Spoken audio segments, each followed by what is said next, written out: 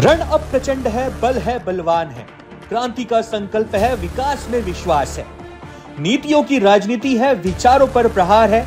वर्तमान है, इतिहास है, विपक्ष की हुंकार है। वादों पर विवाद है, चुनौतियों का अंबार है। राज्य की है पुकार, अब की बार होगी किसकी नैया पार। देखिए सिर्फ the news garage presents political गलियारा हमारे इस प्रोग्राम में। नमस्कार, मैं हूं नवीन मिश्रा और आप देखना शुरू कर चुके हैं द न्यूज गैरेज का स्पेशल प्रोग्राम पॉडकास्ट में पॉलिटिकल गलियारा। आज हमारे साथ इस पॉलिटिकल गलियारे में उत्तर नागपुर के जो विधानसभा क्षेत्र आता है उसके एमएलए हैं, आमदार हैं नितिन राउत जी, माजी पालक मंत्री नागपुर शहर के, माजी ऊर्जा मंत्री महाराष्ट्र राज्य के। सर, आपको बहुत बहुत स्वागत है हमारे इस प्रोग्राम में। नमस्कार, बहुत बहुत धन्यवाद। सर, हाल ही में देश में लोकसभा के चुनाव संपन्न हुए, उसमें कांग्रेस को और इंडिया गठबंधन को जो सफलता मिली है, सफलता के बारे में आप क्या कहना चाहेंगे? यह सफलता सच में अगर उसका विश्लेषण अगर किया जाए तो इसमें हमारे नेता श्री राहुल गांधी जी की मेहनत काफी ज्यादा रही है जी। उन्होंने 2014 के बाद जो आपदाएं, जो विपदाएं झेली, लोगों के वो घाव झेले और जिसको जिस संयम के साथ उन्होंने संजोगा जी, और उसे लेकर उन्होंने इस देश की नब्ज क्या है जी, देश का, गलियारों का, खेती खलिहानों का, सड़कों पर रहने वाले, झुग्गी झोपड़ियों में रहने वाले जी, लोगों की आवाज क्या है जी, उसको सुनने के लिए तकरीबन इस देश में 8000 किलोमीटर की यात्रा की। जी। पहला फेज उनका भारत जोड़ो यात्रा रहा, दूसरा जो फेज जो उनका रहा वो भारत जोड़ो न्याय यात्रा रहा। बिल्कुल। और दोनों यात्राओं में उन्होंने इस देश की असलियत को जानने की कोशिश की जी। मुझे याद है अच्छे से कि जब महात्मा गांधी जी, राष्ट्रपिता हमारे, वे जब अफ्रीका से भारत आए थे जी, और वे अपने गुरु गोपाल कृष्ण गोखले जी को मिलने गए, और तो उन्होंने उनको पहला सवाल ये किया कि आपको भारत अगर जानना है, हिंदुस्तान अगर समझना है जी, तो आपको हिंदुस्तान का भ्रमण करना पड़ेगा, यात्रा करना जरूरी है। इसलिए इस यात्रा का अलग ही महत्व था, जिस यात्रा ने ये इस देश के हर तबके के लोगों को, हर समाज के, हर धर्म के लोगों को एक साथ जोड़ा। एक धर्मनिरपेक्षता की कड़ी उन्होंने वहां पे मजबूत बनाई, जिसका परिणाम इस चुनाव की सफलता में हमें देखने को मिलता है। सर, लोकसभा चुनाव में अगर वोटिंग परसेंटेज देखा जाए और वोटिंग प्रतिशत देखा जाए तो लोगों का रुझान उत्तर नागपुर से इस बार कांग्रेस की तरफ ज्यादा झुका हुआ दिखाई दिया। क्या इसका फायदा आने वाले विधानसभा में भी कांग्रेस को मिलेगा? यह तो साहजिक है, जिसको कहेंगे हम कि जिस चुनाव में जीत जहां पर लीड मिलती है, जीत तो हमको लोकसभा में मिली नहीं जी, लेकिन जिस झुंझारता के साथ हमने यह चुनाव लड़ा जी, वाकई सच में हमारी टीम ने जी, हर अपने दुश्मनी, आपस की शत्रुता को भूलकर जी, पार्टी के लिए यह चुनाव लड़ा है जी, और इसकी सफलता हमको निश्चित रूप से आने वाले विधानसभा चुनाव में मिलेगी जी। मेरे इस निर्वाचन क्षेत्र में सबसे बड़ी लीड भी यहाँ पर बढ़त भी मिली है जी। बढ़त मिलते हरदम आती है, कोई ऐसा चुनाव नहीं रहा कि जिसमें बढ़त नहीं मिलती होगी, क्योंकि यहाँ के जो लोग हैं उत्तर नागपुर के, वे संविधान को बहुत अच्छे से समझते हैं, मानते हैं और उसकी ताकत को समझकर यहाँ मतदान करते आए हैं। उसका परिणाम इस बढ़त में हमको नजर आता है जी। मैं समझता हूँ कि इससे कोई चुनाव विधानसभा का आसान होता, ऐसा नहीं है। लोकसभा का चुनाव और विधानसभा का चुनाव दोनों अपनी जगह अलग होते फिर भी मेहनत हम कर रहे हैं और मेहनत का फल तो निश्चित रूप से हमें प्राप्त होगा जी। सर कई बार देखा जाता है कि कुणाल राउत जी जो आपके सुपुत्र हैं उनका नाम सामने आता है कि हो सकता है कि इस बार जो विधानसभा चुनाव होने वाले हैं उस बार कुणाल राउत जी अपना हाथ आजमाए कि किस्मत आजमाए। इस बारे में आप क्या कहेंगे? चुनाव आप ही लड़ेंगे कि आपके जो सुपुत्र है कुणाल राउत जी उनको मौका मिलेगा इस बार? देखिए, वे प्रदेश में युवाओं के नेता है जी, युवक कांग्रेस के महाराष्ट्र के अध्यक्ष है। उनकी हाईकमांड जो निर्णय उन्हें देगी वो निर्णय को तो सबको मानना पड़ेगा। बिल्कुल। अगर वे कहेंगे कि मुझे कि आप इस जगह को खाली कर दीजिए, हाँ, और इनको यहाँ तवज्जो दीजिए, इनको आने दीजिए, तो निश्चित रूप से देश में युवा शक्ति को हमने नजरअंदाज नहीं करना चाहिए। बिल्कुल। उस शक्ति को कहीं तो भी न्याय देने का वक्त आता है और ठहरना पड़ता। अगर ऐसा वक्त मुझ पर आया तो निश्चित रूप से उस पर मैं पॉजिटिवली सकारात्मक विचार करूंगा। सर 2014 में मिलिंद माने जी जो है बीजेपी से, उनको मौका मिला था, लेकिन 2019 में उन्हें मौका नहीं मिल पाया और उसके बाद से उत्तर नागपुर में अगर देखा जाए तो बीजेपी में कोई स्ट्रॉन्ग कैंडिडेट जो होता है वो देखने को नहीं मिल रहा है। इस बारे में आपकी क्या राय है? देखिए, लड़ाई तो यहाँ पर बीजेपी के साथ ही होगी। बीजेपी एक बड़ा पक्ष है यहाँ पर और लोकसभा का सदस्य भी उनका यहीं से चुनकर आया है। और इस विधानसभा क्षेत्र की खासियत रही है कि जो भी लड़त होती है यहाँ पे वो बीजेपी और कांग्रेस के बीच में रही है जी। इसके पूर्व पहले ये सभी हमारे आम्बेडकरवादियों का, रिपब्लिकन पार्टी का एक बड़ा किला समझा जाता था, इसको ताकतवर क्षेत्र समझा जाता था। और आज भी आम्बेडकरी विचारों का यह बड़ा क्षेत्र है जिसका नेतृत्व मैं यहाँ पर इस विधानसभा क्षेत्र में करते आया हूँ। कोई भी उम्मीदवार क्यों ना रहे, हमारे विचार काफी अच्छे तरह से संविधान के प्रति न्योछावर है। हम संविधान का सम्मान भी करते हैं, संविधान को मानते भी है। हम सभी धर्म के लोगों को उचित बराबरी का, समानता का न्याय भी देने की कोशिश करते हैं। इसलिए मुझे नहीं लगता कि यहाँ मुझे कोई दिक्कत जाएगी। सर अभी तो बात हुई है बीजेपी और कांग्रेस की कि जो फाइट है वो बीजेपी और कांग्रेस के बीच ही रहेगी, लेकिन कई वर्षों से देखा जा रहा है कि बीएसपी, बहुजन समाज पार्टी, अपना अस्तित्व धीरे धीरे खोते जा रही है। जैसे अभी यूपी में भी चुनाव हुए तो एक भी सीट लोकसभा में बीएसपी को नहीं मिली है। और उसके अलावा देखा जाए तो कहीं पर भी एक जो वजूद रखना चाहिए उस पार्टी ने, उसका वजूद धीरे धीरे खोता जा रहा है। इस बारे में आपकी क्या राय है? मैं मान्यवर कांशीराम जी का बहुत सम्मान करता हूँ जी। मेरे व्यक्तिगत संबंध उनके साथ काफी मधुर रहे हैं। और जब मैं विद्यार्थी नेता करके काम करता था जी, छात्र नेता करके कॉलेज में काम करता था जी, तब मेरा उनसे संबंध भी आया। उन्होंने बड़ी मेहनत के साथ, बड़ी लगन के साथ इस पार्टी को खड़ा किया। इस पार्टी ने एक अपना नाम भी बनाया, लेकिन दुर्भाग्य की बात है कि उन्होंने जो प्रतिष्ठा बनाई थी वो प्रतिष्ठा उत्तर प्रदेश में हमको आज नेस्तनाबूत होते हुए नजर आ रही, खत्म होते नजर आ रही है।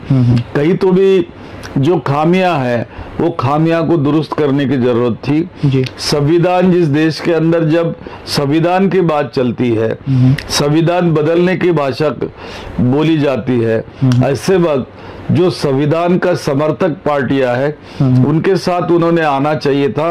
उनके साथ कंधे से कंधा लगाकर न्याय की लड़ाई लड़नी चाहिए थी, लेकिन ऐसा कुछ यहाँ पर नजर नहीं आया। जहां तक मेरे मतदार निर्वाचन क्षेत्र का, मतदार संघ का सवाल है, भारतीय जनता पार्टी यहाँ पर कांग्रेस का उम्मीदवार गिराने के लिए बहुजन समाजवादी पार्टी हो या वंचित आघाड़ी हो इनके या हमारी एमआईएम क्यों ना हो, इनके उम्मीदवारों को रसद पहुंचाकर उनको खड़ा करने की कोशिश करती है, आज भी करेगी। यह कोई बात यहाँ के हमारे क्षेत्र के लोगों के लिए कोई नई नहीं है और वे अच्छी तरह जानते हैं कि इसका नतीजा क्या होगा और इसे क्या करना चाहिए। इसलिए मुझे पूरा विश्वास है मेरे काम पर, मेरे स्वभाव पर, मेरी मित्रता पर। मुझे जो इस निर्वाचन क्षेत्र के लोगों ने जो प्यार दिया, जो आशीर्वाद दिया, उस पर मुझे लगता है कि बहुत तकलीफ नहीं जाएगी और लोग मुझे निश्चित रूप से पुनः विजय बनाने में मददगार साबित होंगे। जी सर, देखा जाए तो उत्तर नागपुर एक ऐसी बहुल इलाका तो है ही, लेकिन यहाँ पर मुस्लिमों की संख्या भी बहुत ज्यादा बड़ी मात्रा में है। उनकी कई सारी समस्याएं सालों से चलती आ रही है। उन समस्याओं का जो निराकरण होना चाहिए उनकी नजर में वो अभी तक के नहीं हो पाया है। इस बारे में आप क्या कहना चाहेंगे, आपकी क्या राय, और आगे चल करके आप कैसे मुस्लिमों की मदद करना चाहेंगे? ऐसा नहीं है कि यहाँ पर हम मुस्लिम लोगों को या मुस्लिम समुदाय को न्याय नहीं देते हैं। देखा जाए तो यहाँ पर बड़ी मात्रा में मुस्लिम समुदाय आज यहाँ निवास करने लग गया है। मध्य नागपुर से जो गरीब तबका था वो यहाँ आकर अभी रहने लगा है जी। उत्तर प्रदेश के, मध्य प्रदेश के भी मुस्लिम समुदाय यहाँ पर रहते हैं जी। तो साथ में महाराष्ट्र के भी मुसलमान होते हैं जी। ये सारे लोग यहाँ पे बहुत अच्छे से रहते हैं। काफी अच्छा भाईचारा बना हुआ है, सद्भाव बना है।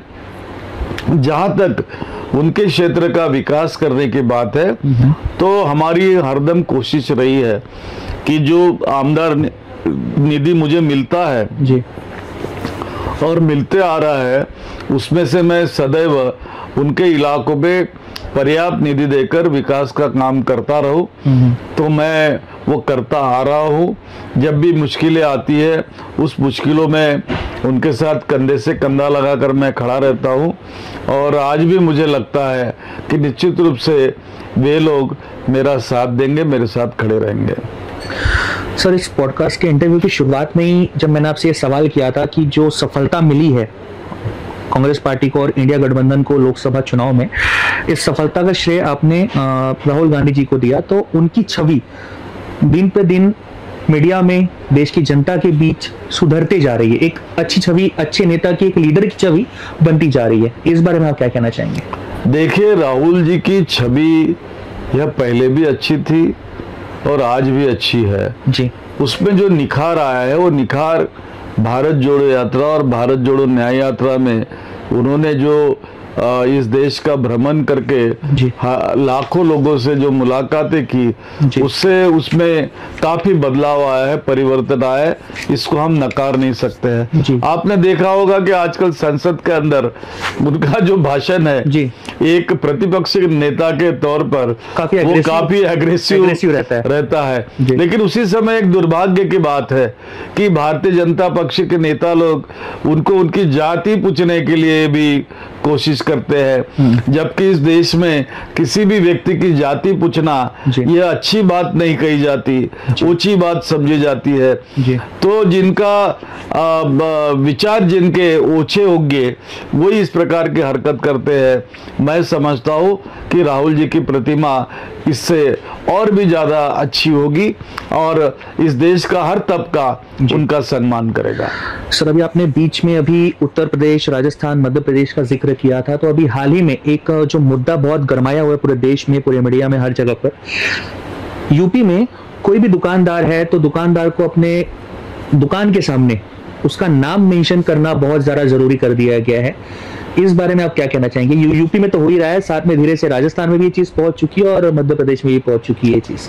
और कांवड़ यात्रियों के लिए ये मुद्दा उठाया गया था और ये भी देखा गया कि कांवड़ यात्रियों में हिंदू तो कांवड़ यात्रा उठा ही रहा है, लेकिन साथ में कुछ मुसलमान भी अपने दोस्त भाई का एक नजारा देते हुए मुसलमान भी कांवड़ यात्रा में शामिल हो रहा है। जब उनमें ऐसा कुछ भेदभाव नहीं है तो ऐसा भेदभाव किया जा रहा है, वो आपकी नजर में सही है कि गलत है? देखिए, ये नजरिया का सवाल है जी। कांवड़ यात्रा किसके लिए की जाती है? महादेव को प्रसन्न करने के लिए। वो महादेव की यात्रा होती है जी। और महादेव इस देश में समानता का प्रतीक है, ऐसा हमारा अध्यात्म का इतिहास बताता है जी। हिंदू धर्म में महादेव की प्रतिमा भगवान स्वरूप ज्यादातर गरीब तबके के लोग पूछते हैं जी। और वे उसमें कोई भेदभाव नहीं मानते। लेकिन भारतीय जनता पार्टी और उनके नेतागण और उनकी सरकारें जी। आज जिस प्रकार का माहौल खड़ा कर रहे हैं कि अपनी अपनी दुकानों पर रास्ते में आपके नाम का फलक लगाए जिससे पता चले कि इसकी जाति क्या है, यह भेदभाव अपेक्षित नहीं था। ना कि भारतीय संविधान भी इसको मानता है। भारतीय संविधान ने तो लिबर्टी, इक्वालिटी और फ्रैटर्निटी की बात की है, धर्मनिरपेक्षता की बात की है, सामाजिक न्याय की बात की है, लेकिन हिंदुत्व के नाम पर यह जो भेदभाव का काम यहाँ हो रहा है, मैं समझता हूँ कि देश की एकता के लिए और अखंडता के लिए, एकात्मता के लिए यह कहीं तो भी धोखा होगा, इस प्रकार का स्वरूप है। जी। सर, आने वाले टाइम में ये देखा जाता है कि एक नेता तो होता है जो अपना जीवन पूर्ण रूप से सार्वजनिक कर देता है, वो जनता के लिए जीता है और जनता के लिए उठता है, जनता के लिए सोता है। इसमें एक नेता, एक मंत्री अपनी पर्सनल लाइफ कैसे जीता है? मैं थोड़ा सा पर्सनल लाइफ पे आपसे क्वेश्चन करना चाहूंगा कि आपकी पर्सनल लाइफ क्या होती है, आप अपने आप को, परिवार को टाइम कैसे देते हैं, अपने लिए समय कैसे मैनेज करते हैं? देखिए, इसमें तो पेशेंस लगता है जी, क्योंकि सुबह से लेके रात तक के तकरीबन 18 घंटे जी हमको पब्लिक में काम करना पड़ता। बिल्कुल। और थकान भी महसूस होती है, कई बार अच्छा शरीर भी नहीं रहता। ऐसे वक्त घर के लोगों को समय देना पड़ता, बच्चों का सुनना पड़ता, बीबी का सुनना पड़ता। तो हम कोशिश करते हैं कि उनसे भले ही रात को हमारी बातचीत ना हो, लेकिन सुबह चाय पर कम से कम उनसे कुछ वार्तालाप हो, होम मिनिस्टर के साथ होती है। हाँ, होम मिनिस्टर के साथ दिन की शुरुआत हो जी। उनके जरिए घर के हालात पता चले और उसके माध्यम से जो भी परिवार के लोगों का जो उनकी खुशियाँ बांटने में हमको मदद करनी होती है, वो हम करने की कोशिश करते हैं। जी सर, दूसरा क्वेश्चन मेरा आपसे ये कि हर लाइफ, मतलब हर इंसान की लाइफ में एक ऐसा समय आता है जिसमें उसके द्वारा किए गए काम पर उसे गर्व बहुत ज्यादा होता है कि मैंने ये काम किया तो मुझे इस चीज का गर्व है, या अपने उस मतलब अंदर से अच्छा फील करता है कि ये काम अगर मेरे जरिए भी हुआ तो भगवान ने मुझे इसका जरिया बनाया, मैं इसके लिए काम कर पाया। वो काम क्या है सर आपकी नजर में जिससे आपको प्राउड और आपके आसपास रहने वालों को आप पे प्राउड फील होता है? देखिए, मेरा जो क्षेत्र है ना जी, यह क्षेत्र आम्बेडकरी आंदोलन का केंद्र बिंदु रहा है जी, और इसके लिए इतिहास भी गवाह है जी। और यहाँ से डॉक्टर बाबा साहब आम्बेडकर जी से लेकर जी तो रिपब्लिकन पार्टी, दलित पैंथर, सबके आंदोलन यहाँ से चले हैं जी। बड़ा केंद्र रहा है जी।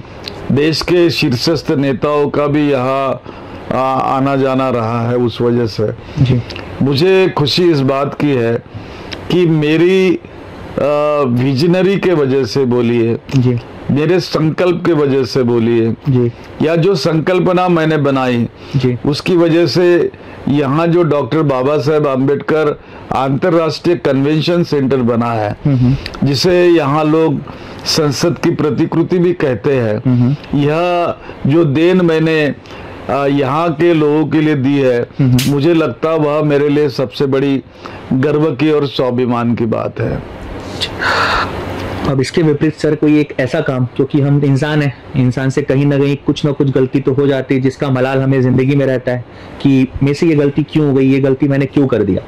वो गलती आपकी जिंदगी में क्या है सर? देखिए, गलतियां तो इंसान ही करता है जी। पांचों उंगलियां कोई बराबर नहीं होती जी। कभी कभी अति उत्साह में बोलिए या काम के मामले में बोलिए, हम अपने लोगों पे बहुत अति विश्वास कर डालते हैं जी। ऐसा ही अति विश्वास मैंने 2014 के चुनाव में मेरी पूरी टीम पर किया था जी। काफी हमने मेहनत की, काफी काम भी किया, लेकिन उस चुनाव में मुझे पराभव स्वीकार करना पड़ा जी। लेकिन यहाँ की जनता हारी नहीं थी जी। और वो नहीं हारने की वजह से उन्होंने पुनः मुझे 2019 में चुनाव कर दिया है जी। तो ऐसी घटनाएं होती नहीं, ऐसा नहीं। और जीवन में अगर ठोकर ना लगे तो आदमी सुधर भी नहीं पाता है। इसलिए जो एकता इस बार लोकसभा चुनाव में, जैसे कि आपने कहा था बीच में कि पूरी टीम एकत्रित होकर के, एकजुट होकर के, अलायंस बना करके चुनाव लड़ी, तो उसका फायदा कांग्रेस को इस बार चुनाव में देखने को मिला। अच्छा मार्जिन जो गडकरी जी उम्मीद कर रहे थे कि मैं 5 लाख वोट से जीतूंगा, तो वो लगभग 1,37,000 के आसपास, 1.25 लाख के आसपास सिमट गया। और विकास ठाकरे जी का बोलना यह था कि मेरी पार्टी ने मुझे 15 दिन पहले आदेश दिया, अगर ये आदेश मुझे पहले मिल जाता तो शायद रिजल्ट कुछ और होता था। तो जो एकत्रित होकर के पार्टी ने चुनाव लड़ा इस बार, क्या ये एकता आगे भी हर बार देखने को मिलेगी? अभी निश्चित रूप से महाविकास आघाड़ी पूर्णतः इसके लिए कटिबद्ध है। वे पूरी एकता के साथ, पूरे सहयोग के साथ यह चुनाव महाराष्ट्र में लड़ने जा रही है जी। और मुझे लगता कि आने वाली सरकार यह महाविकास आघाड़ी की सरकार निश्चित रूप से रहेगी। सर, अपनी तैयारी के बारे में बताइए कि आप जो अभी महाराष्ट्र के विधानसभा चुनाव होने वाले हैं, इसमें आपकी तैयारी क्या है और क्या क्या तैयारी में आप आगे करने वाले हैं? देखिए, मेरा तो 24/7 वाला काम है जी। सुबह से लेकर शाम तक हम अपने निर्वाचन क्षेत्र के लोगों को मिलते हैं, उनकी तकलीफें सुनती है, उनकी व्यथा सुनते हैं जी। उनको न्याय दिलाने की कोशिश करते हैं, उसके लिए चिट्ठियां लिखते हैं, फोन पर अधिकारियों से बात करते हैं जी। तो यह निरंतर चलने वाला काम है, कोई रुकने वाला काम नहीं है जी। और मेरी एक ऑफिस यहाँ इस्टेब्लिश है, इस कार्यालय की जगह मैं रहूं या ना रहूं, काम चलते आ रहा है जी। और उस माध्यम से हम जनता से अपना संपर्क बनाए हुए हैं और ऐसा ही संपर्क हमारा बना रहेगा। कई प्रोग्राम चुनाव डिक्लेयर होने के बाद होंगे, जैसे कि पदयात्रा होती है, जाहिर सभाएं होती है, नुक्कड़ सभाएं होती है, प्रचार यंत्रणा का नया रंग रूप नजर आता है, सोशल मीडिया पे ज्यादा एक्टिवनेस आता है, ये तमाम बातें होने वाली है और उसकी तैयारियां चल रही है। सर, बहुत बहुत धन्यवाद सर आपका, आपने हमें टाइम दिया पॉडकास्ट के लिए, हमारे इंटरव्यू के लिए टाइम दिया, आपका बहुत बहुत शुक्रिया। नितिन राउत जी, उत्तर नागपुर से विधानसभा क्षेत्र के आमदार, MLA और पूर्व माजी पालक मंत्री नागपुर शहर और माजी ऊर्जा मंत्री महाराष्ट्र राज्य। सर, आपका बहुत बहुत धन्यवाद। आपको thank you so nice, thank you so much.